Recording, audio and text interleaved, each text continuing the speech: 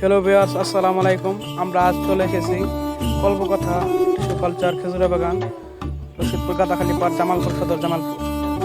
আজ আমরা আপনাদের দেখাতে চলেছি একজন সফল উদ্যোক্তার উদ্যোগ। আমরা এখন হাঁটতে হাঁটতেই এগিয়ে যাচ্ছি সেই খেজুরা বাগানের দিকে। খেজুরা বাগানে ঢুকতেই চোখে পড়লো একটি কারলের খামার। এখন আমরা কারলের খামারের দিকে ঢুকছি। ঢুকতেই আমাদের চোখে পড়লো অনেকটি কারল, যেগুলো অধীর আগ্রহী খাবারের জন্য অপেক্ষা করছে। আপনারা এখন দেখতে পাচ্ছেন সেই কারলগুলো যেগুলো খাবারের জন্য অপেক্ষা করছে। এখন আমরা প্রবেশ করছি কারল রাখার সেই গোয়ালে প্রবেশ করতেই দেখা মিলল সেই কারলের পরিচর্যাকারী, যিনি দিনরাত কারলের পরিচর্যা করেন। তিনি কারলের খাবার প্রস্তুত করছেন। কারলের এখনকার খাবার শুধু পানি, গোড়া এবং ভুসি দেওয়া হচ্ছে।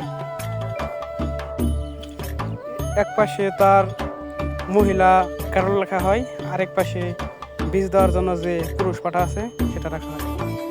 পুরুষ পাঠা রাখার জন্য বিশেষ করে একটি ঘর বানানো হয়েছে বেড়াযুক্ত, যেন সেই পুরুষ পাঠাটি বেরোতে না পারে। আরেকটি কথা হলো যে পুরুষ পাঠাটি অত্যন্ত আক্রমণাত্মক। এখন আমরা কথা বলবো পরিচর্যাকারীর সাথে। আসসালামু আলাইকুম। সালাম। আপনার এখানে কয়টা কারল আছে?